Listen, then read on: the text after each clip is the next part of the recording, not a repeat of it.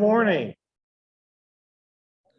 Oh no, I have to do it again. Good morning. Good morning. This morning is a little special for me because I get to be on vacation today, which means that I don't have to run out of here at the end of the day. I don't have to avoid having a little bit of breakfast.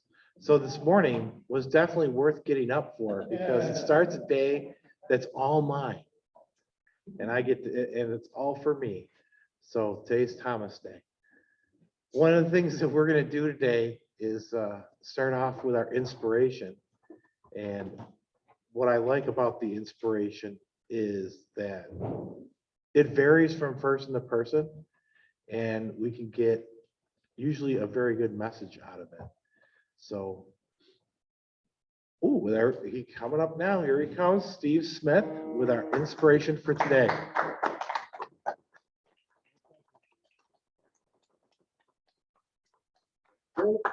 Thank you. We have before us today somewhat of a conundrum. We as Toastmasters are taught to respect our audience, but yet today we're going to honor a man, Don Rickles, who made a career out of doing just the opposite. Or did he? He was called an insult comic, but the only people who usually felt insulted were the ones he didn't pick on. He had fun with the audience and they responded. We can learn a lot from this man about how to work with an audience. Help us today to do just that.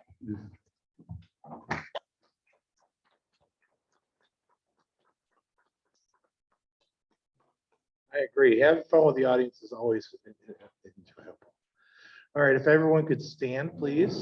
The flag is far from you. Okay. I pledge allegiance to the flag of the United States of America and to the republic for which it stands, one nation, under God, indivisible, with liberty and justice for all. If you're here at the beginning of every meeting and end of every meeting, you'll hear this several times. But on April 21st, we are going to be Zoom only. This room will be unavailable on that day. April 21st will be Zoom only. Don Rickles, comedian. I like that guy. He was not an inspiration for my comedy, but I did enjoy the fact that his dry pan humor of making fun of people could catch you off guard. And I'm sure that we're going to learn a lot more from our Toastmaster this morning, who is going to be able to give us some inside information. Would you like to give the list of who's online and offline? Also, we'd like to welcome Steve, our guest. Steve, our guest, Steve, yes. Yes, Steve. Also, do you want to mention about the work? Well, I can mention, do you want to do announcements now or at the end for both? Well, we normally do announcements at the end, but we'll keep with the script and just, I was about to introduce Toastmaster, but we have a list, okay, of who's where. Okay, great. I can't read these half the time, I right? wrote in parentheses some fixes. So Okay. hopefully it helps. Sylvia Baptiste, Thomas Heldwine, Larry McKenzie, Mike Licata, Eric Snyder, okay, I saw you, okay, Katie Banks, or Krista Glopper-Banks, Steve Smith, Lynn Thornton, Jackie Kenny, Marty Johnston, Dave Licata, Tracy Farrell. Online, currently, we look like, yep, that's correct. Margot Sue Bittner, Dave Jones, Dr. Gerald Stevens, Dr. Anne Marie Lenhart, Phil Russell, Jen. Yeah, but that's not how you spell her name. Yes. With a G? No. Just keep going. Okay. And our guest. All right, and our guest, Steve Popovich. With that, I'm going to turn over the lectern over to our Toastmaster for the day. A big round of applause for Mike Licata.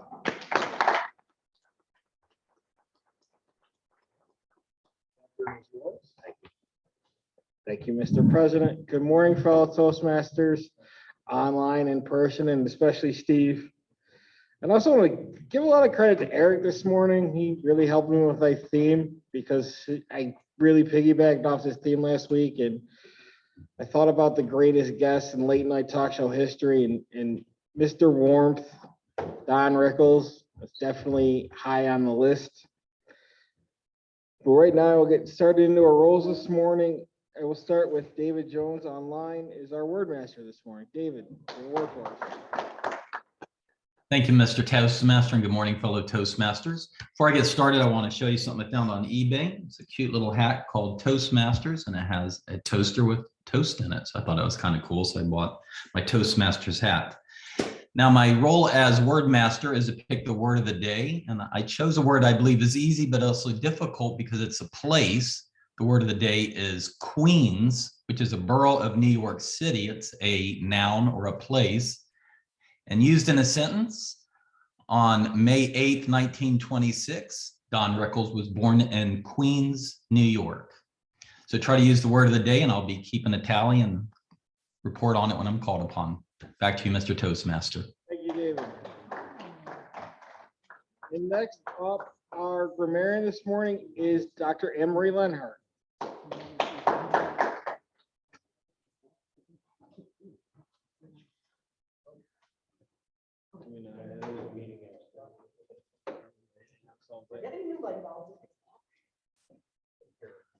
And then if you put Larry.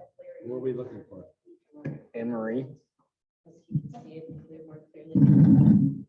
I'm muted. Can you hear me? Yep, we can hear you. Okay, good morning, Toastmasters. I'll be listening for extraordinarily wonderful uses of the English language and poor uses, and I'll report at the end of the meeting. Mr. Toastmaster. Thank you, Dr. Lenhart. And next, our jester this morning is Eric Schneider.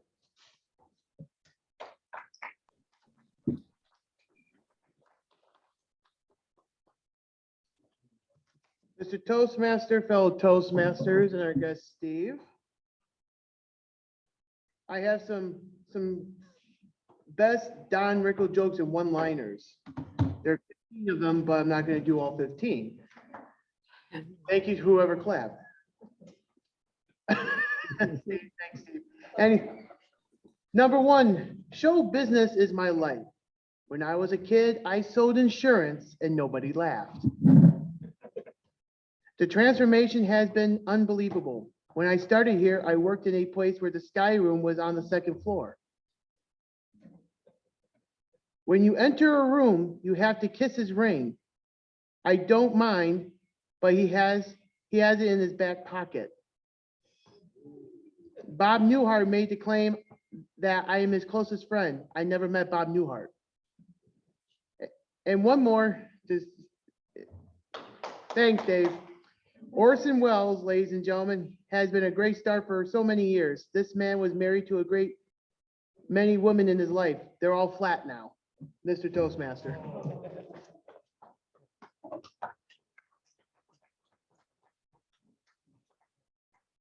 Thank you, Eric. And I will welcome back up to our lectern this morning, our quiz master, Thomas Heldwine.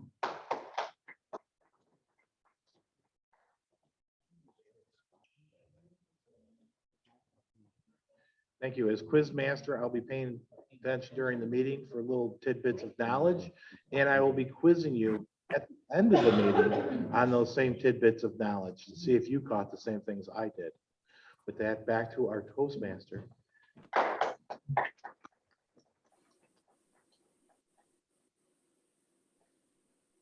Thank you, Thomas. And then our quote master this morning is Dr. Gerald Stevens. Good morning, fellow Toastmasters and our guests. The only thing I can think of that's related to Don Rickles and comedy that has the word queen in it is King of Queens. That's Kevin James. But for my quotes, I find that some of these comedians are actually pretty wise folks. So some of these are wise and some of these are kind of amusing. Behind every great man is a woman rolling her eyes. Jim Carrey definitely applies to me, I'd say. I'd rather see rather regret the things I've done than regret the things that I haven't done. Lucille Ball. Yesterday is history, tomorrow's a mystery, today is God's gifts. That's why we call it the present. Joan Rivers. That's what I have today, Mr. Toastmaster. Thank you, Dr. Stevens. And I will also introduce our master this morning is Len Thornton.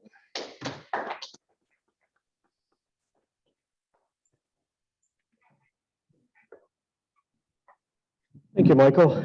I implore everybody today to embrace silence. Do not use filler words. So, okay. Silence is good. Silence is golden. Take a pause if you're searching for that next word. Don't use filler words. I'll be counting diligently. I'm fully caffeinated. Yeah, that's the word. And I'll report at the end of the meeting. Back to you, Mr.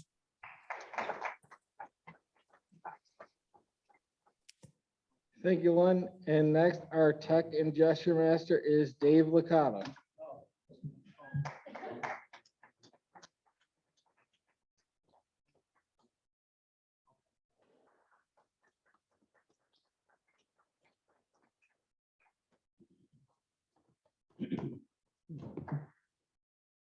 Mr. Toastmaster, fellow Toastmasters, and our welcome guests, thank you for coming by this morning.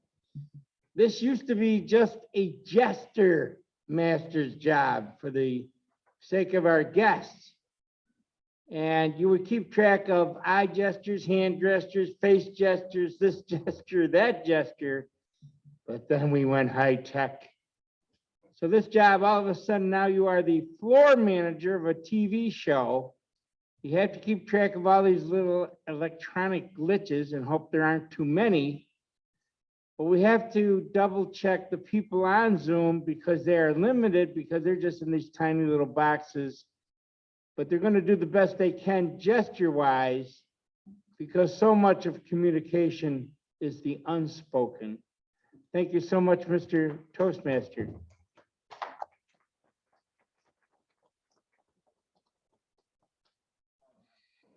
And next this morning, she graciously stepped up to be our timer this morning is Sylvia Baptiste.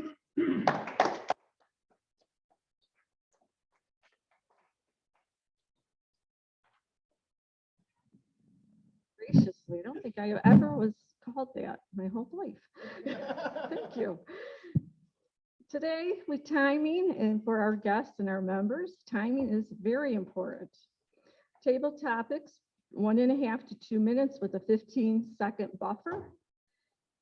Speeches, 5 to 7 usually, not unless I'm told differently, with a 30-second buffer. And evaluations the same, is 30-second buffer is the same, but 2 to 3 minutes. So please remember, green, the warning sign to stop is yellow, red, you ran out of time. And I'm not sure if someone on Zoom will be doing this too. Do I have a volunteer for the people at Zoom who could see? Okay, thank you very much. There were a couple of waves going on there.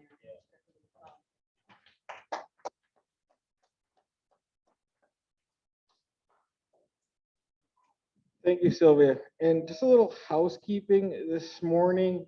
I got a very early email from Mike Flores that he was unable to make it due to a work commitment. So Jackie Kenny has graciously volunteered to be evaluator 2 for Margot. So you can just fill that in on your program. I really appreciate it. And now I will introduce our general evaluator. As to not skip her. She was gracious enough to kind of switch around roles this morning. Our general evaluator this morning will be Kate Orr. Kate?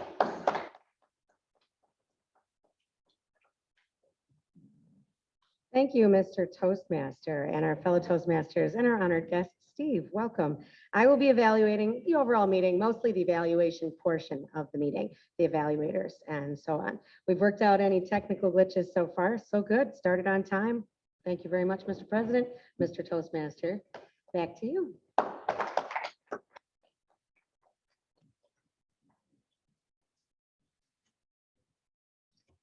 So when I started, I always found it interesting when I'm Toastmaster and I begin to research a subject that I'm well versed in, and I become even more knowledgeable about the subject. And the most interesting thing I found out about Don Rickles is he wasn't actually the first insult comic, which is very surprising to me. I always knew that he was early on the most famous insult comic, and it came a lot from his growing up in Queens. It came from the experiences when you start out in the 1950s doing comedy in a lot different settings than exists today. When you do the late night clubs that you grow up in and you're not the featured act, you're just part of the entertainment, and there's some more illicit entertainment back then in the 1950s when people started doing comedy. So it couldn't have been easy to start out, and that's how he developed his acerbic wit and everything like that. And with that, I will now pass it over to Marty Johnson, who is our table topics master this morning. Marty.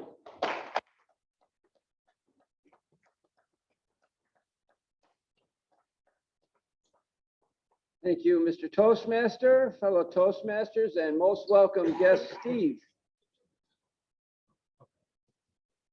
As our timer mentioned, table topics is our opportunity to work on our impromptu speaking skills for a minimum of 1 minute, a maximum of 2 minutes and 30 seconds. Follow the light as the timer instructed us.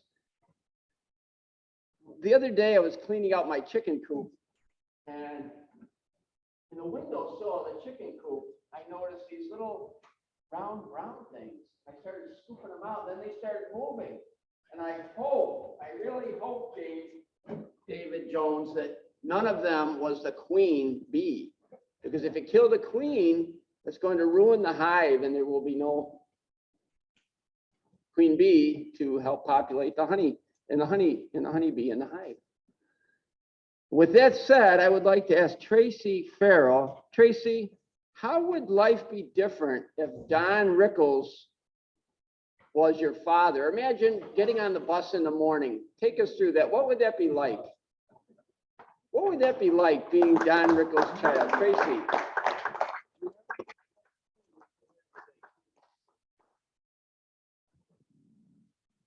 My father was Don Rickles and was putting me on the bus to go to school. Can I tell you, my father was a school teacher. And often when you're in high school, what do? You go out and try to skip school, especially senior day, your last day of high school. Well, my father wasn't so dumb. And he went driving around and he found me on Transit Road on my way to Burger King with all my friends. And he said, Trace, get back to school. And there was a fight with me and my dad right on Transit Road. I was like, Dad, you can get out of school, but you can't get back into the school. He didn't care. He made me go through the front door and with my head down. I was not being much of a queen that day. However, I'm going to take some of my time because I have a couple announcements to make. One is, I know that everybody received the email from Kate. There is the art of being assertive. That's especially for my fellow queens in the room on April 12th from 7 to 8 p.m. It's sponsored by Rotary. It's an awesome way to join Rotary and Toastmasters. So I hope this is a way that we can collaborate. We have a couple of area governors right now in our club. So if Marty or Dave would feel that this is an appropriate program for their other clubs, please pass that information along to them. I have a second announcement too. On April 19th, we have a joint city club meeting for all clubs in the city of Lockport. It's going to be noon at the Dale Association. Our speakers are going to be Mike Norris and Rob Ort. Lunch is $16. So please, if you feel that's something that would be interesting to you, please come join us that day. It's hopefully we'll have all of our service clubs in the city of Lockport joining together. So fellow queens in the room, be assertive. Thank you. Thank you, Tracy. Sylvia, I don't know if you knew this or not, but I recently learned that Don Rickles served in the U.S. Navy during World War II. Let me see. She could watch the How about- timer. And Jackie's the evaluator. Those were the people on my list. Let's see. So we have- Now we have Steve Malone. Leave him alone, all right. Who? Dave Licata? Steve is quite capable. Yeah, our guest and they are. Okay, Steve Smith, check this out. Steve, did you hear what I said about Don Rickles? He served in World War II in the Navy on a torpedo boat. You know, we've all seen their torpedo boats. Tell me a joke, an insult joke that Don Rickles would be saying to one of his fellow Seabees on a torpedo boat. If you were there with Don Rickles, what would he say to the guy, Steve? Tell us all about it. And remember to use the word queen. Steve Smith.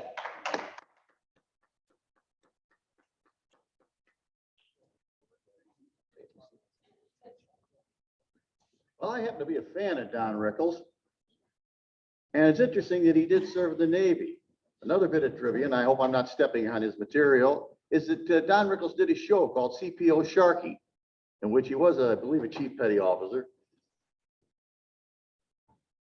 Now, how would he address the men on there? Probably the same way as he talked to everybody.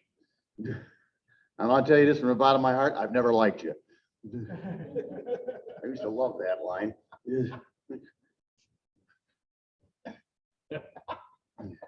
How does one fit Queens into this whole dissertation? I don't know.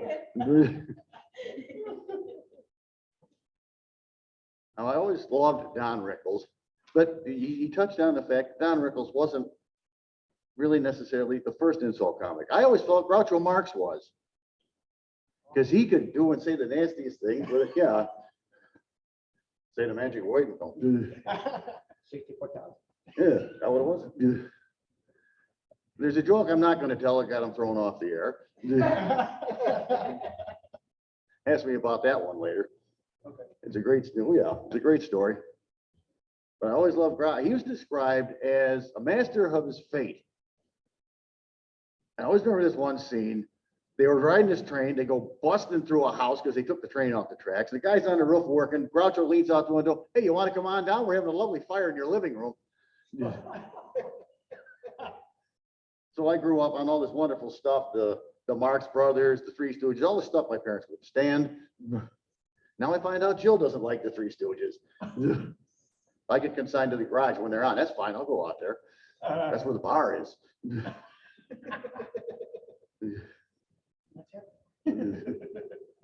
Yeah. So I wish I could remember some wonderful Don Rickles joke because I love his material. But I see I got a red light, so I'll shut up. Would the queen approve of those jokes? I already used it, Marty.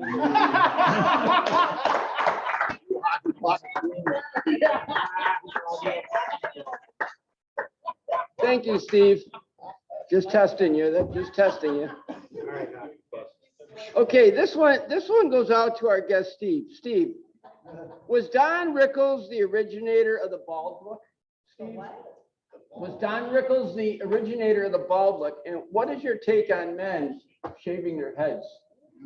Steve Popovich. And if you can, use the word queen. He already said he didn't want to participate. Oh, I didn't hear that. I gotta turn my hearing aid up. I didn't hear that. He yelled it. Maybe I turned right. it. I didn't hear it. That's all right, Marty. Find Thank you, somebody Dave. else. Go back to sleep. Any volunteers? Any volunteers? Larry, want me to repeat the question? You got it. Was Don Rickles the originator of the bald look, and what's your take on it? Thank you, Larry. Thank you, Marty. I do believe bald jokes, huh? No. I'm just happy I have hair at my age. Yeah, take my wife, please. Oh, that was a Don Rickles joke. I know. Was that Henny Youngman? Very good. That was a trivia question, Dave. Now go back to sleep. Okay. All right. So I would like to welcome everyone this morning. I am the queen for the next minute. And I will be taking care of my flock here. I did say, oh, that wasn't, no, never mind. So what was the question again, Marty? Oh, hair, being bald. Now, as I look around the room, we do not have any participants for that question, other than maybe Steve Smith, but he already participated. And he had the half thing going on, right? It wouldn't be right if I wasn't up here telling somewhat of a Don Rickles. It was Don Rickles, right? Yes. Okay. I figured I'd come up because you put Steve on the spot twice back there, and then you alternated and went to the other Steve. And the longer I talk, it looks like we already have a clear winner for our table topics. And I thought that that would be how that worked. Isn't that how? No. Okay. All right. So anyway, back to the question. Bald. I think that with the circumstances of things that are going on, sometimes things happen in the world and people lose their hair, not of their own fruition, maybe it's a health reason or different things. And so I think if somebody takes the opportunity that likes that look, I happened to see somebody the other day at a coffee shop. Very, very short hair, almost shaved. And I said, I hope I'm not being forward, but I said, I love the look. And she said, thank you. And the opportunity you gave me, I said, you have such great facial features. I said, sometimes when people are so concerned with their hair, my wife would stand sometimes and my son, they'd stand for 3 hours in front of the mirror trying to get their hair perfect. And then they'd walk outside and the wind would take it. And why? I mean, I guess it's something that we all at one point in time say, heck with it, put a hat on. Marty, back to you. Thank you, Larry. At this point, I'd like to call back up the Toastmaster of the day, who will be calling for the timers report. Thank you, Mike. Thank you, Marty. And I will start with our word masters report. David, how did our word do this morning for our table topics? All three of our table topics participants used the word, with Tracy using it 3 times. Thank you, David. And our timer this morning, Sylvia, how did we do on time?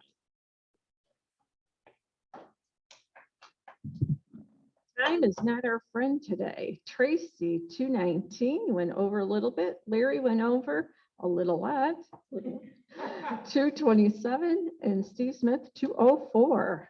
So Steve. So we don't have to vote this morning, which kind of makes my job easier because it means less filler. So the other thing, and one of the things I have to admit that I admire most about Don Rickles, is I found out later in some of his later interviews he did, is he actually never wrote anything down.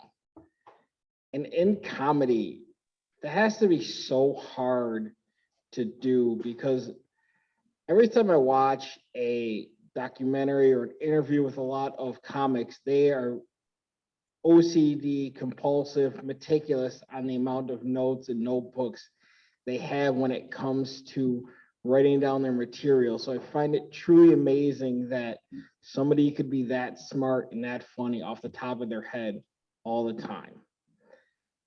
And with that, I will next call up on our evaluator 1, Phil Russell, this morning, who is evaluating Krista Glopper-Banks. Phil. Good morning, Toastmasters, Toastmaster, and our guest, Steve. I am evaluating Chris DeGlopper Banks. I hope I pronounced her name correctly. That's a very important aspect. I have an evaluation form that she emailed to me and is also located in the schedule of the day. And I have it printed. The purpose of this project is for the member to practice using vocal variety or language to enhance a speech. She is doing it from the Pathways Introduction to Vocal Variety and Body Language. I have done this speech, and it gives me great pleasure to now be able to evaluate somebody on this particular topic of vocal variety and body language. And I believe, and the time of the speech is 5 to 7 minutes, Mr. Timer. And I believe the Toastmaster of the day has the title. Mr. Toastmaster. Thank you, Phil. And yes, I do have the title this morning. Krista Glopper Banks, the Internet, empowering people one appliance at a time. Krista Glopper Banks, the Internet, empowering people one appliance at a time. First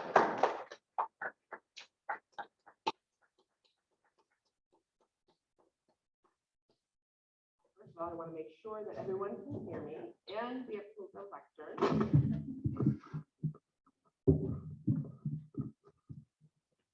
Okay. Can everybody hear me? All right. All right. I have a question for you. How many people own a dishwasher? Raise your hand. Well, it's not bad. How about on Zoom? For those who I can see, anybody on Zoom own a dishwasher? Well, we have only one, really? Okay. We had a dishwasher growing up at my parents' house. And then I moved into my apartment and there was no dishwasher there, but it was just me, so it wasn't an issue. The dishwasher was the first major appliance that my husband and I made together for our house.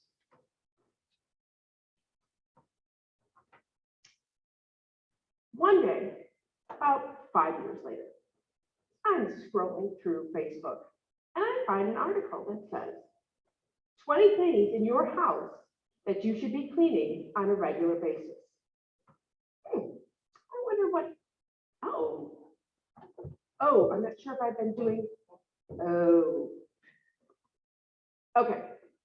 Those of you who have a dishwasher, how many of you clean the filter in your dishwasher on a regular basis or know to clean the dishwasher on your filter? Yay for you. We've got 2 and we've got 1 on Zoom. They have filters? That was my question. That was my question. There's a filter there? So I go and I open it up and pull out the basket. Well, down there somewhere, there's a filter because it said that there was. So A, how do I get to it? B, how do I take it out? C, how do I put it back in? And D, how do I do all that without breaking it? Now I could look up and try and find the instructions somewhere in my house. But I decided to do what I've always done. I go to the internet and I do a search on dishwashers. Kenmore dishwashers. How do I change the filter? How do I clean it? Wouldn't you know, there is a video. Some nice woman went and made a video and she talks you through pulling out each piece of your dishwasher, how to disconnect and turn and lift so that you can take your filter out and clean it. And then she teaches you how to put it back together. Fabulous. Now, I did a speech maybe a month ago on menus, and I made people hungry with that speech. With this speech, I could make you lose your lunch after talking about the contents of my filter, because I will say it was maybe 5 years of having that dishwasher before we changed it. So we won't get into the details. My second internet search regarding my dishwasher was I noticed there was rust spots on it. What do? I can see if I can replace the baskets, but that's going to cost money. So Back to the internet I go, and what do you know? There is a product, it's like an industrial strength nail polish that you can use to paint over those rust spots. And it will harden and it will protect your dishes. And there are also rubber caps that you can put on the spokes so that your dishwasher now looks as good as new. You won't get rust spots on your dishes. Fabulous. There is so much that you can find out on the internet just by doing a search. Something as simple as painting a wall, or something as complex as disassembling a dryer because something's rattling inside, and putting it back together, and having it still work. And it extends to so much more. If you have questions, I am a Word user. I don't have access to Word anymore. So I'm now in Google Docs. How do I change the margins in Google Docs? Search, search, search. Now that I'm in my 50s, what kind of makeup should I be wearing and how do I apply it? Search, search, search. Can I change the battery in my car? How hard is that? Turns out it's a lot harder than it used to be. The internet gives you the ability to make decisions from a stronger place, whether it is a video or written instructions. You can find out how to do almost anything. One of my favorite quotes is this: the more you read, the more you know. The more you know, the smarter you grow. The smarter you grow, the stronger your voice, when speaking your mind or making your choice. I love that quote. Thanks to the internet, you have the ability to learn and to know so much. And this will allow you to make your choices from a stronger position. So now, the next time you drop something down the sink, or your smart TV is acting really weird, go to the internet, check it out, and see if you can find your answer there. Oh, and by the way, my parents, yeah, their dishwasher died. I didn't realize this. It died because it was plugged up. Apparently, they didn't know that they had to clean their filter either. Mr. Toastmaster.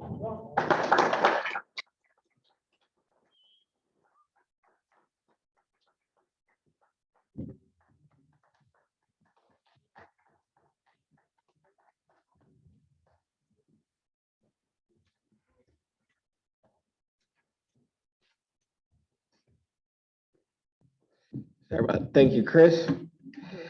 Next up, our evaluating Margot Sue Bittner this morning will be Jackie Kenny. She just stepped out, so I can do the intro and the intros for everything. So Margot is doing a specialty speech out of one of her pathways, and Margot has been asked to give a brief history of the Barker Lions at its upcoming 75th anniversary celebration. Relying on the old keynote speaker presentation, this speech is meant to be 10 to 12 minutes, so make note of that, Madam Timer. And her speech title is Everything I Learned About the Lions, I Learned from My Bird. Margot Bittner, everything I learned about the Lions Club, I learned from my bird. Thank you very much. Thank you, Mr. Toastmaster. A few years ago, Lion Treasurer Jim hurt his back. He was doing pretty well, but one Saturday morning, he came home in a lot of pain. I reminded him we had two events that afternoon, a Lions Chicken Barbecue and a community band concert. As Lions Club president, he was supposed to help with the barbecue, and I was playing in the band. It was going to be a family outing, but it quickly became clear that there was no way he was going to help cook chickens. So we decided I would go to Middleport, explain why he wasn't there to help, play the concert, and come home. Jim went to lie down. The children were strictly instructed to be quiet and help Daddy. Off I go to the barbecue, and after a few jokes about the lion and his pride, everyone wished him well. I played the concert, purchased some chicken dinners, and came home. When I arrived, I walked into the dining room carrying my flute, my music, and 5 chicken dinners. As I set everything down, the door to the family room slammed shut. Now, every parent there knows that if a door slams shut, you have to check it out. I was no different. I opened the door to the family room and discovered my family standing around a towel-covered thing. My daughter whips off the cover and says, "Happy birthday, Mom! It's a cockatiel." I said, "You're kidding?" And she said, "No, isn't he great?" I said, "I brought home chicken dinner. Is anybody hungry?" We sat down to eat. My daughter told me all about this gift. "I've been looking at ads in the paper, and then Dad drove me to Ransomville," she began. Flat on his back, huh? Well, they had all these birds. There were 2 parrots that did everything together, and she meant everything. There were 2 cockatiels. One imitated a cuckoo clock, and another sounded like a microwave oven. But she picked Corky because he sings and talks. She went on and on. That evening, my family played with the bird. They fed the bird. They talked to the bird. Everything had to do with this bird. I did fine until Jim and I were alone that night. I could no longer contain myself. "Honey," I asked, "do you know the first rule about pets?" "What's that?" he said. "First, you make sure the person wants one," I stated. And by the way, Chris, that year, Janet got a dishwasher for her birthday. Janet had him fully convinced that my gift, not the dishwasher I wanted, was a bird. After some discussion, we did keep the bird. The proviso was she'd have to take care of it. But everything I know about Barker lions, I learned from that bird. Lesson number 1. Life is full of surprises, and you never know what will come next. The question isn't what is the surprise, but how do you cope with it? That's where the phrase, "where there's a need, there's a lion," is appropriate. When the members in our community have challenges and surprises, there we are. Our medical loan closet is always open. Our wheelchair lifts and ramps are installed and maintained. The minutes from the beginning of our club in 1947 reflect that we have given glasses and hearing aids, provided money for surgery for numerous people. And we can't forget the food pantry, VIA, and the other organizations that we support with all of our donations. The Lions lobbied to have a medical doctor in town and helped set up an office, actually more than once. We even provided the financial support and furniture the first time around. There was a need, we found a way to meet it. Every morning when I came downstairs, my bird would start singing his heart out. He would start with his fractured version of Andy Griffiths and then a variety of whistles. He was so happy for a new day and company, which brings me to lesson number 2. What happens when you walk into a Lions meeting? The cacophony of joyful voices greeting each other, sharing the news just fills the room. I've heard it said that Barker is the fun club, and the laughter abounds at all our meetings. We do have to admit that some of that joy is found in a Manhattan or 2 or 12. The joy that spreads to our community with the events that we would hold throughout the years. How many people here have attended a corn fest? Who skated on the skating rink in the village? We've held carnivals, horse shows, broomball games, and other events that led to getting together and enhancing everyone's lives. In the early days, ladies' nights were a time to celebrate the partners in service. Corsages, dancing. Remember, it was a men's club only then, but those were very special nights on the town filled with joy. My bird reminds me to see the humor in things. One day I was carving a turkey and he was up on the top of the cabinet looking down saying, "Pretty bird, pretty bird." I'm not sure he really saw the irony in that, although I did. Now, I was given pictures from many conventions that our Lions guests attended. Some were in Lake Placid, some were in Queens, some were in Hawaii. Most of those pictures I couldn't use in the PowerPoint tonight for various reasons. Again, Barker was known for having the best guest room, the best Manhattans in the joint. Those were fun, humorous times. Every year since 1947, we've held a Halloween celebration. It started with a parade in town, which include everyone, including every single Lion, had to be in costume, or you were fined. There were movies and games, donuts and cider. The fabulous creative costumes added humor and joy to the event. The variety clubs the shows put on included singing and comedy. Just looking at the programs makes me wish there were movies or pictures of some of those. Our tail twister often brought humor to the meetings. I've heard stories of ties being cut, something about pies made of whipped cream. Some of you may know about these. Now, my bird, Corky, loved attention. When he didn't get it, he'd start doing a wolf whistle.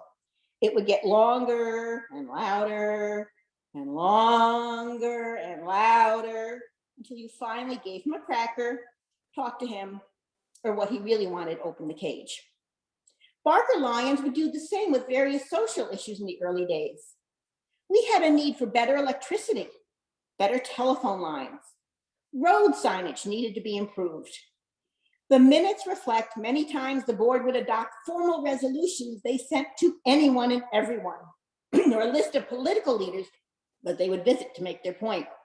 They would talk longer and louder until things improved.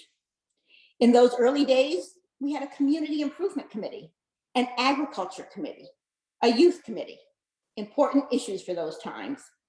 Lions made sure their voice was heard to improve our corner of the world. We needed the attention, and Lions helped us get it. Lions, however, don't always look for that attention. We go about our business quietly, helping where we can. Every penny we raise goes to a project, a cause, a need. Lions International set that as the standard we need to follow. Every year since 1947, we've given scholarships to students to help them with their next steps in life. Since 1947, we sponsored the Boy Scout troop. And I've already mentioned the Halloween event. But how have we raised that money? I've mentioned some of these events, but if you ask what fundraiser Barker is known for, you would say chicken barbecues. How many thousands of chickens have we cooked for our own fundraisers and for other organizations? Tonight, we have a basket raffle. Our newest is the crappie raffle. And yes, Lion Sal has the bedpan over there. Our other fundraisers are lottery cards, cheese sale. In the past, we held a coloring book, a light bulb sale. In 1962, there was a seatbelt sale. I'm assuming that's when they became mandatory. And we also can't forget pancake breakfasts. For those, we've partnered with other organizations, Boy Scouts, foreign language clubs, music boosters. We brought the community together. Now, I have to be honest and tell you, Corky was not fond of being in his cage. He'd rather be flying all over the house. Barker Lions flitted through all over the place with their meetings as well. Barker School, dinner was $1.50 in 1947. The Village Tavern, Bernicker's, Poor Man's Castle, Town and Country, Gordy Harper's Barker Restaurant, and Seabreeze, all closed places, and of course the Barker Fire Hall. We flitted around the community with club exchanges. I'd list them all, but I don't want to forget any. But we've gone through 20N, into 20E, and even Canada. Now today we're a bit more grounded. Since 1952, we've owned our own community building. It has been used not only by the Lions, but by others. Now, not all clubs have a building to call their own, but it is our home away from home. One more lesson I learned from my bird, Corky would imitate whatever he heard. When my kids came home from school, they'd come in the door and call out, "I'm here, I'm here." After a while, when any door opened, Corky would call out, "I'm here." He was just imitating, but that's not the Lions. When we say I'm here, we are here. Heart and soul, helping hands, open checkbook. I know there are many more events and people in history I could include, but there's more to tonight than just listening to me. Some of it is in the pictures going through the slideshow. The Melvin Jones and Robert Uppling are winners, past presidents, and every club member I could find a picture. For 75 years, the Barker Lions have said, I'm here, I can help. I have to tell you that Corky is no longer with us. However, he left an imprint on our hearts. Likewise, many Lions are no longer with us, but the knowledge, the enthusiasm, the creativity, and the friendship they left will keep their spirits alive forever. Through Lions, I've met wonderful people that most likely I never would have crossed paths with. But my life has been enriched by every one of them. In the opening toast, Lion Vice President Phil Russell gave the traditional Lions toast. Not above me, not below me, but beside me. It has been a blessing to our community and to each one of us as individuals to have these Lions at our sides. We look forward to continuing these traditions and creating new ones for another 75 years and beyond. Thank you to each one of you for your part in making our corner of the world better. Mr. Toastmaster.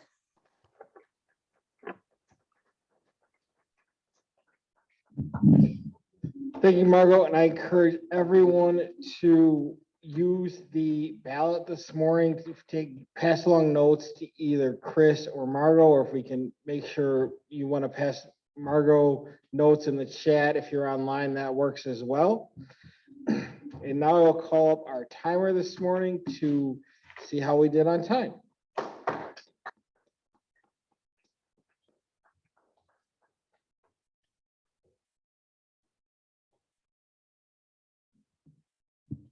This morning, all of our speakers, Chris and Margot, you could tell they're pros. Chris at 6.28 and Margot 11.49. Thank you. So vote for Chris or Margot, and Eric will be along to collect the ballots. The other interesting thing I found out in doing my research is the fact that when Don Rickles' movie career, he was actually probably one of the most authentic people to call upon with some of the movie roles that he did. And two that I can think of were actually one of them was his early one, which is his first role in Run Silent, Run Deep with Burt Lancaster and that whole crew. And that called upon his time in the Navy as one of the Seabees. They actually, because he understood how the Navy worked, they put him in as one of the torpedo officers or one of the torpedo men in Run Silent, Run Deep. And I always thought that was interesting that they would bring on a comedic actor in a serious role, and he actually did a great job in it. And that's a great movie. The other one I also found interesting is the fact that he was called upon in Casino, and Marty Scorsese actually cast him because Don remembered all those times when he started out in Vegas, and he understood when it was when all those wise guys actually ran the casinos in Vegas, and Don could bring a lot of authenticity to the role. And if you ever want to be vastly entertained and you go down that rabbit hole, that is YouTube. If you watch the clips that exist on YouTube of Don Rickles ribbing Robert De Niro, it is truly some of his funniest materials.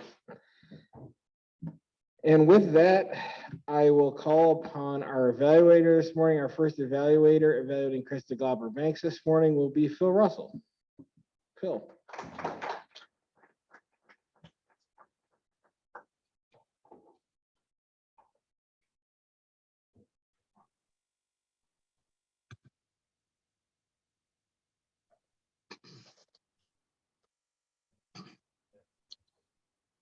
Mr. Toastmaster, fellow Toastmasters, our guest Steve, and especially Chris.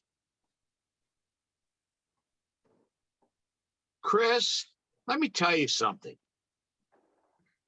Your gestures, your animation with your face and your body was excellent. That got my attention. It's natural. Nothing is put on. You're just so natural. It isn't like you're forcing any kind of gesture or speech. It's terrific. I loved it. Now, in addition to that, I think there's some ways you might improve, in my opinion. First off, with the mic, do a mic check. That I know that goes down to the, the technology in that, but it's a very important because to me, it was a little bit muted when you started. And the opening is so important. So really work on that technology of getting that mic correct within proximity of your mouth. Now your eye contact, that also was good. However, I'd like to see you do this. I learned this at one time. What you do is you'll pick one person in the audience, focus on that person until you might get their attention. You're speaking directly to them, then focus to another one. You don't have to do it too fast, but just make it natural. These little gestures will get the attention of those people, and it will make everyone feel like you're speaking directly to them. One other suggestion, don't try to get off the stage so quickly. Protect the lectern, protect your space, and return control to the Toastmaster with a handshake. That's the best way to do it. I'm going to sum this up. Might slow down a little bit, but stay natural. You have a great natural tendency to use your hands. Your face was great. That was great. You didn't even have to use the old standby glasses that Tom Moran, my cousin, and I love to use. Great job. Stay natural. Stay focused. Mr. Toastmaster.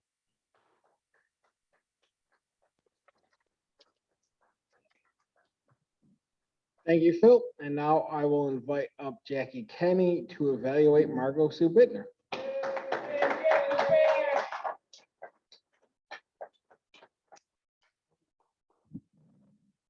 Thank you, everyone.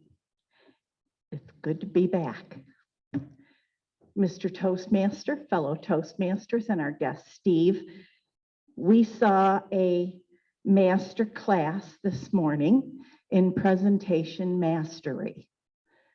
This was an elective that Margot chose to do and stretched to 10 to 12 minutes. She gave us a lot of information about the Lions Club, a wonderful organization that provides so many things for so many people. And I know that because when our daughter Katie was very young, before televisions were required to include captioning, the Lions Club in Lockport presented Katie with a captioning device that we could add to our television. And I can tell you that it enhanced the Disney Channel tremendously. I know another time I appealed to Lion Phil about a young boy that I came upon at my job who needed a hearing aid, and the family had no funds for a hearing aid, which surprisingly is not covered by insurance, strangely enough. Margot told us so much about the Lions Club, about its 75-year history in Barker, about how she got started with it and how it's grown to be a big part of her family and their daily life. The Lions Club is something they just participate in. It's part of what they do. They've brought so much to so many, and she managed to learn all that from her bird. Now, Margot is, of course, a very skilled Toastmaster. She's been a DTM for quite a long time. But I still have a suggestion for her. get that camera level raised up so you're looking right at the rest of us when you're speaking. I don't want to see you looking down anymore. You're always looking down into the camera. It would be so much better if you were looking straight at us when you're giving us all of this good information and encouraging everyone to support the Lions Club, whether they're having Manhattans at the club or just participating in the chicken dinner fundraiser. It's an amazing cause, and we're glad you shared it with us today. Thank you, Mr. Toastmaster.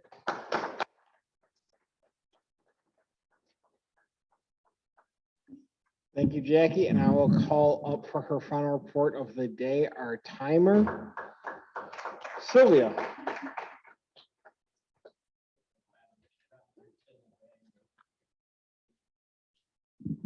The two evaluators qualify. Phil at 2.54 and Jackie at 3.03. Thank you.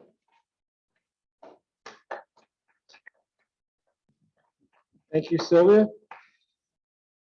Now, we go back to borrowing from Eric's theme last week and some of the other clips that I found going down the YouTube rabbit hole are some of his earlier appearances on the Tonight Show with Johnny Carson, and the fact that they were just able to rib each other for 8 to 10 minutes, and is some of the probably best ad-lib comedy that even the best improvisers couldn't come up with. And my favorite clip that I found of Don was the clip when Frank Sinatra was on and Don snuck in from next door, because they actually used to shoot CPO Sharkey right across the hallway at the NBC studios in Burbank.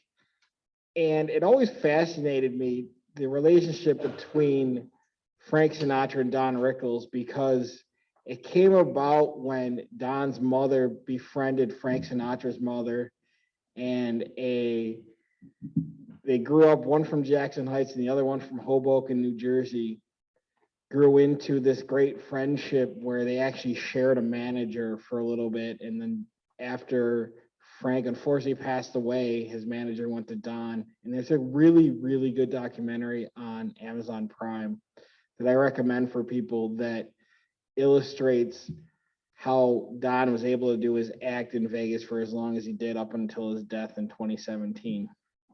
So I will give a toast this morning to Don Rickles, insult comedy, and just the tremendous ability to make sure that everyone feels included by making fun of them. So here, here. And with that, I will invite up our general evaluator, Kate Orr, this morning to give us the call on the reports and give her evaluation.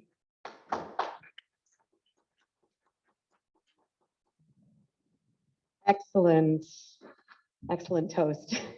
We all feel included when we're being made fun of or something like that. It's not my favorite kind of humor, but I get it. I get it. Thank you for a fun topic this morning. Thank you, everybody, for coming. Thank you for being, like I mentioned earlier, on time, getting through any tech bubbles that we have. And it's great to see everybody on Zoom as well. Our evaluators, I'll get right to. And we heard from two speakers today, so we had two evaluators. For our guests, we often do 3 speeches, but since Margot's was longer, it was coordinated to do 2 speeches today. So that changes sometimes. Phil, we'll start with you, our first evaluator today. I love your long pause at the beginning and slower pacing to start, and then that gets our attention, and then you roll with it and you comment on Chris's improvements, her toolbox, how she has so many skills and engages us, and your suggestions are fantastic. Do a longer mic check. There was a mic check, but because you're on Zoom, I think you couldn't see or hear all of that. So I echo that recommendation. I think you, Phil, are an eye contact master, whether it's in person and showing us how to make eye contact, or looking at the camera and all the times on Zoom that you guide us. Solid, clear suggestions. Chris has very clearly been listening to her evaluators. She is one of our newer members still in some ways. And so it's been great to see her improve. I think it's the best speech so far. It's wonderful to see a steady improvement. Wonderful job. Jackie, so fantastic to see you back, to hear your voice, to see your face. You give a superb description to Margot that she gave us a master class in this kind of masterful presentation. Thank you for taking time to recuperate and not rushing back because we'd be more worried, and we still are worried, but your voice and sharing it means a lot to us all in different ways. And your feedback and your guidance and your evaluations in this speech particular about the Lions Club, something that Margot has deep in her heart that you do as well. So I think it was fitting. Unfortunately, Mike Florio couldn't be with us today, and that was a change over, but it was perhaps serendipity and meant to be. I loved your camera angle suggestion because I honestly, as Margot is a distinguished Toastmaster at DTM, I couldn't think of anything. I thought, oh, this is a very well-written speech, right on time. And usually a suggestion I make for Margot is the same for myself, that we need to slow down. However, I thought the pacing was fantastic. So I couldn't think of anything, but I do say that to a lot of speakers to fix the camera angle. So I'm glad that you mentioned that. It could be improved, whether it's a challenge with the tablets, I get it, but you could practice with it and use books. I know you have a few books here and there or something like that, maybe a case of wine, and you can prop up your devices. It was a smooth speech. I loved it. Very challenging to vote on anything today because we had all superb speakers. I would ask Mike, you want to come back up and give the rest of the day, or what do you think? Wrap up our meeting. Fantastic. I have announcements I'll share at the end then. Thank you, Kate. And I will call on our tech and gesture master this morning, Dave Licata. How do we do on tech and gestures?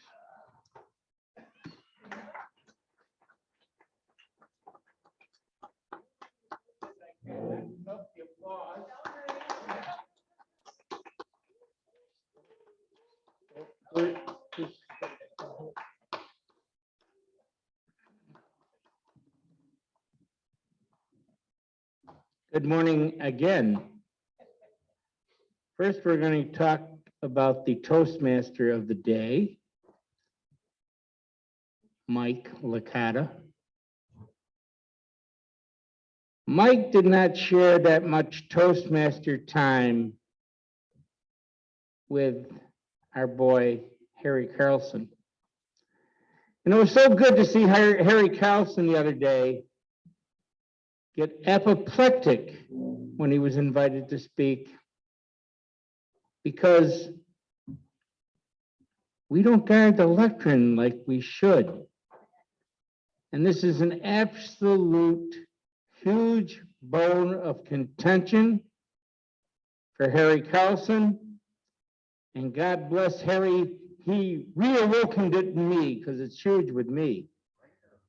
I can't even tell you how many times I have virtually stopped even non-Toastmaster presentations to remind them to guard the lectern and shake hands.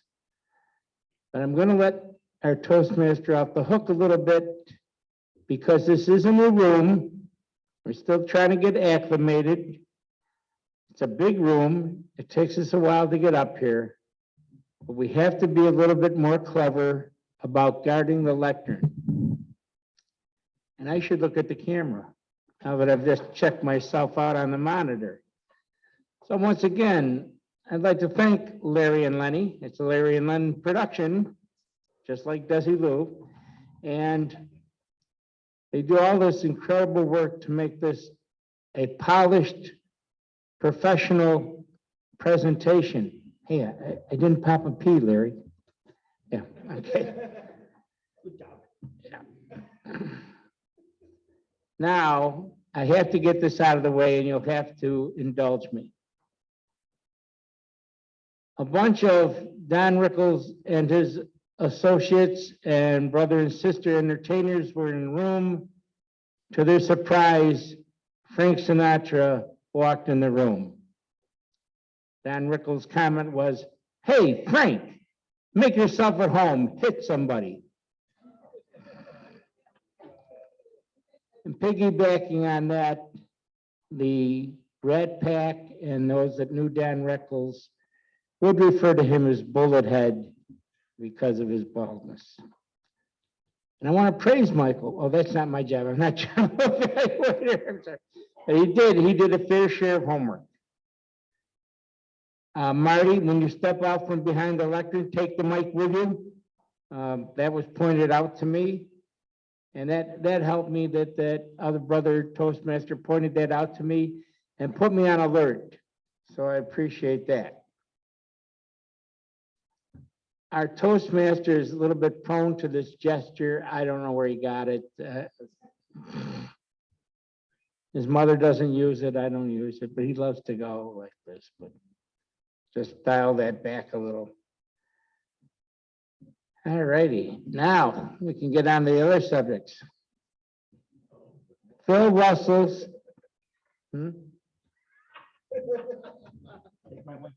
Yeah. Groucho was the first insult comic.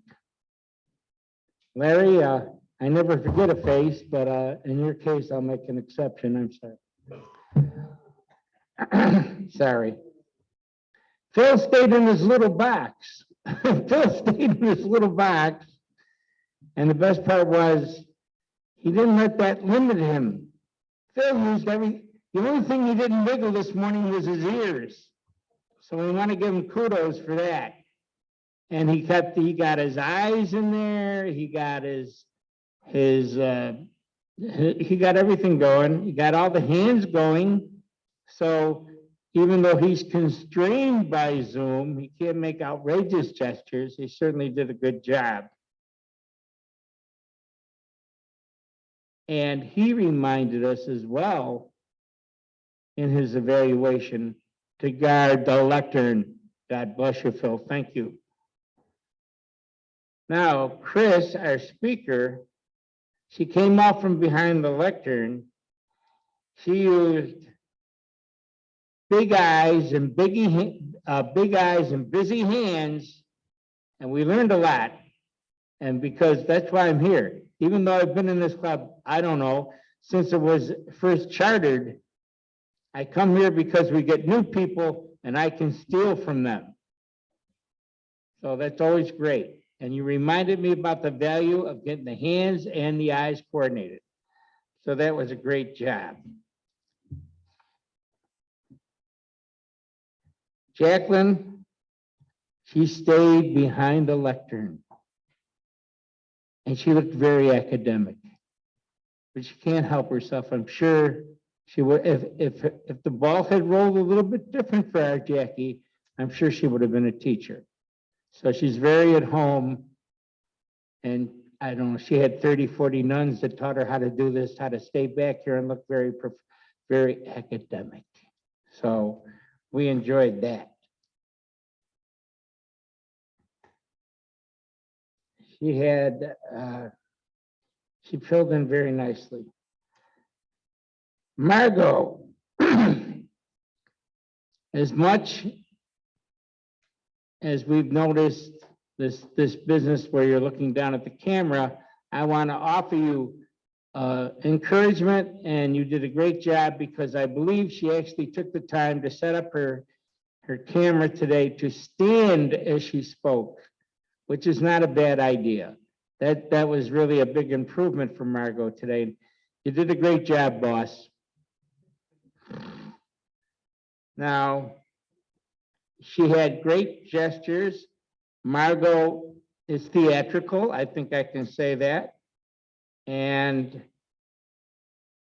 she had a great gesture because when she got to the R-rated portion about the cockatoo, she really leaned in and got a bit Mae West saucy. So we appreciate that. And I believe that Margot, and this is getting back to the nonverbal part of it, and I really couldn't, excuse me, I really couldn't make it out. But I believe she was wearing her Barker Lions polo shirt, which is a great way, when you're in that position, that's another tool that you shouldn't be afraid to use. All right. Kate Orr, great eye contact. And then the things with Kate that she owns, and it would be hard for anybody else to mimic. She has such a sweet, gentle voice. And when she praises someone, it's so sincere. It's such a nice voice. It's a little difficult for the men in the room to use. But you know, you bring this lovely feminine touch when you speak, and we can't deny it. So she hasn't, and on a further note, she hasn't forgotten any of her academic talents as well, even though she no longer teaches, she knows how to be up here. My mother saw Don Rickles at Melody Fair. And the amazing thing was, she said, it was great until the end when he got all schmaltzy and apologized to everybody. That's a lesson that we learned here in Toastmasters. Never apologize. I'd like to apologize for going a little bit long, but I can't. Mr. Toastmaster.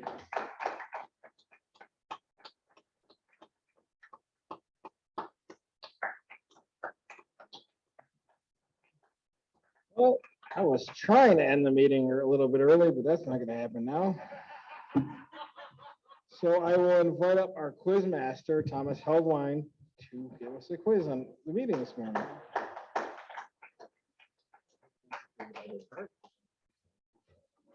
I like that. Pass in front of the lectern so that the person can leave. Works out very well. I would do all my questions, but I don't think there's enough air left in the room to do that. So I have 4 very simple questions. I think they should be easy to answer. Don Rickles was known as what kind of comic? Insult comic, that's correct. Who said I'd rather regret the things I've done than the things that I didn't? Lucille Ball, correct. In the dishwasher speech, how often should you clean out your dishwasher? Let's see. Okay, I went and looked it up. The actual answer is a maximum you can go is once a year. It suggests every 3 to 6 months, depending on how much food and other stuff you put in there. But if you pre-wash your dishes, like my wife does, then that doesn't work. Our filter is always clean. I could pull it out and there's nothing in there. So, and then the last for our Lions Club, everything she learned is from her bird. What was the bird's name? The bird's name was Corky. Corky. With that, I'm going to turn it back over to our Toastmaster for today.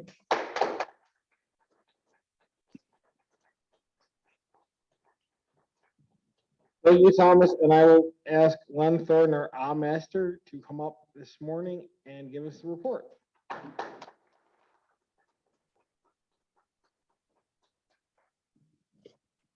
Thank you, Michael. Some of us did really well today with our filler words. Steve Smith, Krista Glopper Banks, Sylvia, Kate, Tracy, Margot. I counted none. That's wonderful. Other people were more challenged. And to a certain extent, it's a function of how much you're speaking, your role today, and how long you're up here. Thomas, I counted 4. Michael had 3. Michael was big on so's and extended ands. Larry, a surprising 3. Maybe the caffeine hasn't kicked in yet for you. Phil, I had 1. David was the winner today. Where are you back there? Yeah, hockey puck. You had 7. You had now. You used now a lot as a transition to the next word, and so and the long and, various things. You mixed it up.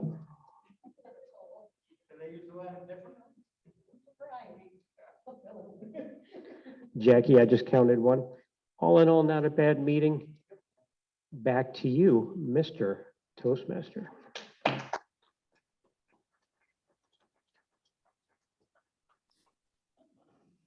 Thank you, Len. And then next, our grammarian this morning is Dr. Anne-Marie Lenhart.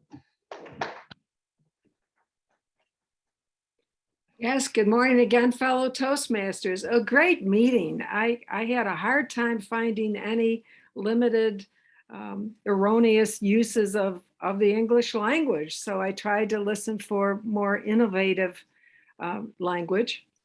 And Len, you started off by using the term embrace the silence, which I thought was really a nice phrase to use. And then you gave a warning that you said, I'm fully caffeinated as the master. So you scared me in terms of knowing that you were right there and right on. Michael, you did an excellent job as Toastmaster. Really beautiful flow. I heard a couple kind ofs, but otherwise, you know, perfect. And I love the term YouTube rabbit hole. That was very vivid and very graphic. Larry, you used the term queen for a minute to lead our flock. I thought that was a very nice image. And Chris, internet is a powerful process, I think sums it all up.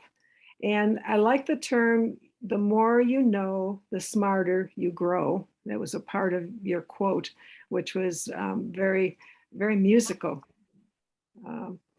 Jackie, I agree with you that Margot learned so much from her bird. And that was such a unique title that really, I think, drew us all in immediately. Margot, a couple of things. The term a towel covered thing when you walked in the door, I think was unique and caught my attention. And I think that the most wonderful use of vocabulary today was the term cacophony of joyful voices. That was really resonating and beautiful. And your speech was so complex and so detailed. Just, you know, you're just an incredible speaker. In addition, Kate Orr used the term serendipity, which was very musical to the ear. And beautiful comments welcoming Jackie back, warm, supportive. And I agree with Dave that you just have a very beautiful feminine touch to the club.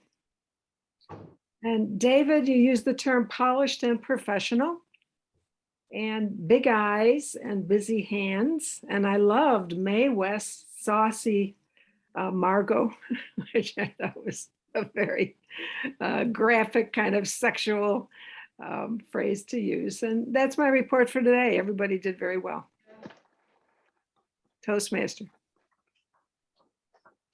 Thank you, Dr. Lenhart. And finally, our word masters report, David Jones. How did Queens do this morning? Thank you, Mr. Toastmaster. Not as well as I had hoped, but we did have all of our table topics participants, Tracy, Steve, and Larry use it. You yourself used it, Michael. We had Anne-Marie just got it in last minute. Gerald Stevens, Marty Johnson, and I believe Margot used it when she talked about a queen's costume. Other than that, it didn't get used as well. Thank you. Thank you, David. And thank you again for doing the timing lights for our people on Zoom. It's something we've adjusted to well, and you've always been a very steadfast help in that regard. So again, thank you for doing that as well.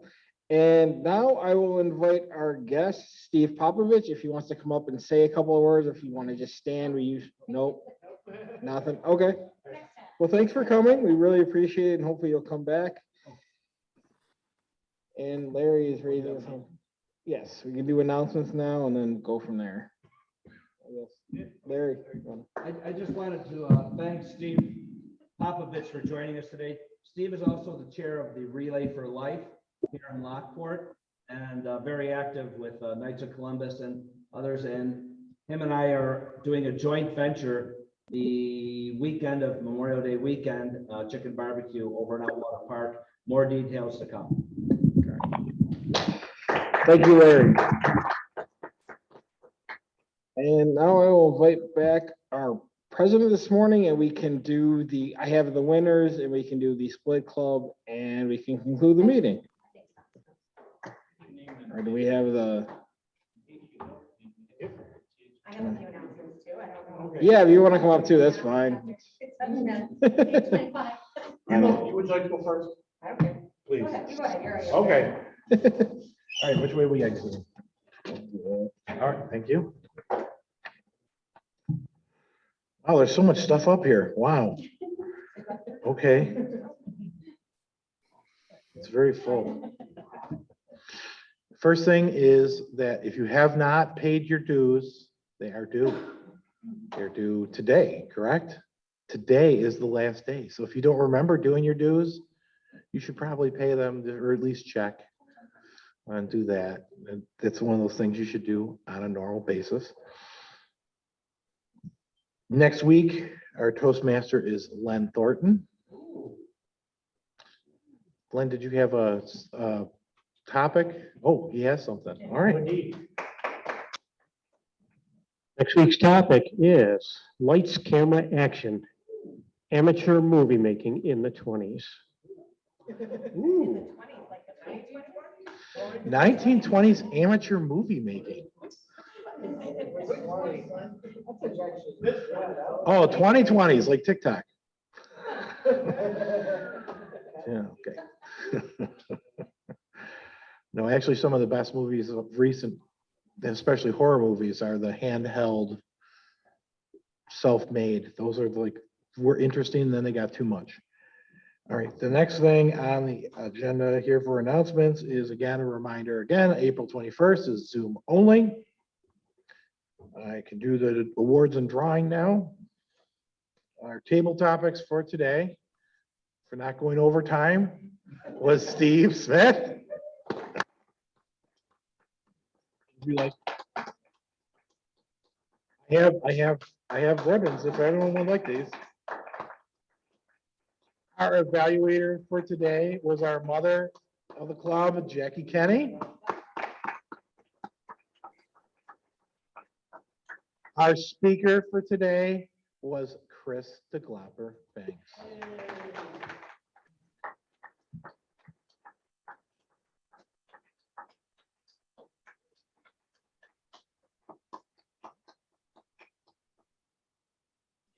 Come on, 70 or 71, 70 or 71. 79. Ooh. 79? Yeah. The more you abuse me, the more I win.